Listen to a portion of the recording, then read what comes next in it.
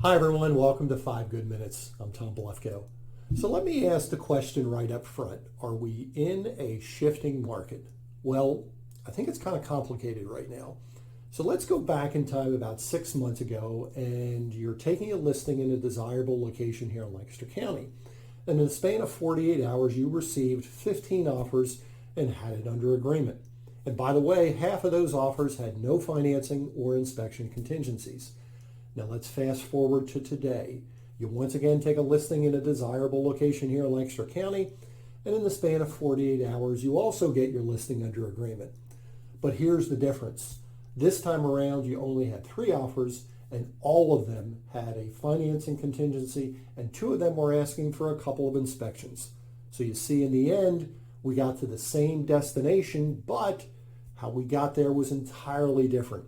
That's why this market is so complicated right now.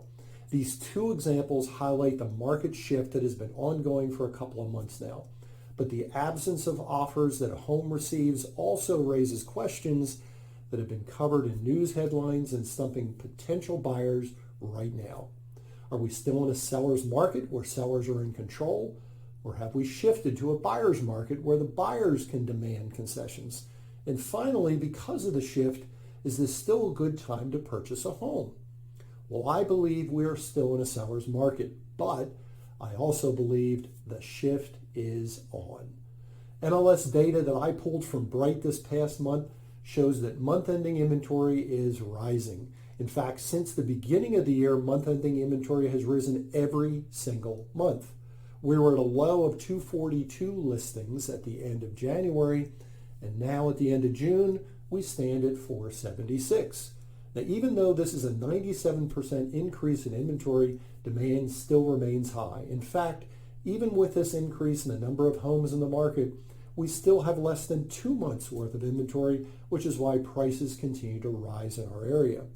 We still have a long way to go to get to 5 or 6 months worth of inventory in our marketplace, which would indicate a balanced market.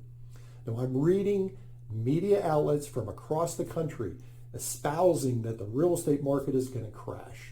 I got to tell you, I don't believe that at all. And I'm not saying that just because I'm a realtor. However, I do believe the market is coming back into balance. See what I mean by complicated? So what can you do as an agent to get ready for this shift? How about dust off some best practices and conversations that you haven't had to use with sellers in quite some time?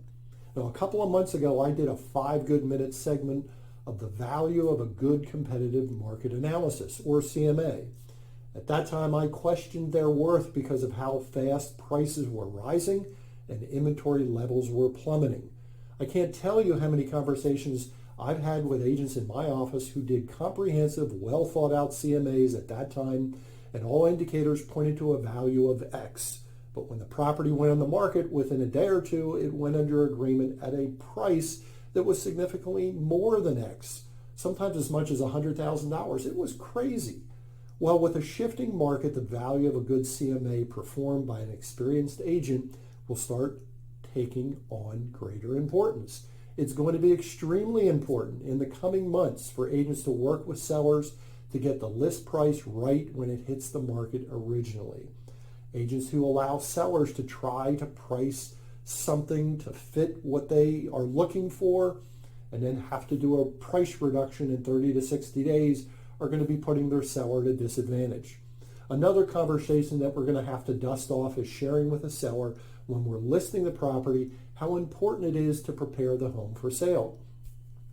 Conversations about decluttering, painting, landscaping, staging, all need to become a part of our listing packages again. Failing to have this conversation could prove to be detrimental to obtaining the best offer for your clients as they try to impress the open market. Now, on the buy side of the equation, we're starting to see some, and I repeat some, buyers who are getting spooked by headlines about a market crash and rising interest rates. They are taking a wait and see attitude, and this mindset can last for months. Consumers just flat out don't know what to make of the current market. So it's our job to provide information that gives them clarity. Most experts believe that home values will continue to go up, perhaps not at the double-digit pace that we've experienced over the past year or so, but still at a pace, generally speaking, that will provide a good hedge against inflation. So is now a good time to buy a home? Sure.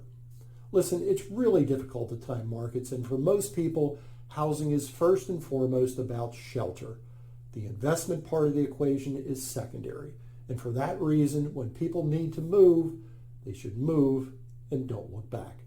Until next time, all the best.